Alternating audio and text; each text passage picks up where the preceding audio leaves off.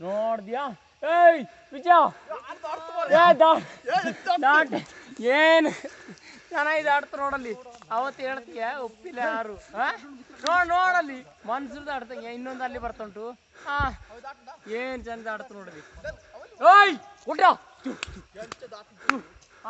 ಅವತ್ತು ಹೇಳ್ತೀವಿ ಒಪ್ಪುದ್ರ ನಾನು ಆ ಕೋಳಿ ಮಾಡಿದ್ದೆ ನೋಡ ಮನ್ಸರ್ದು ಆಡ್ದಂಗೆ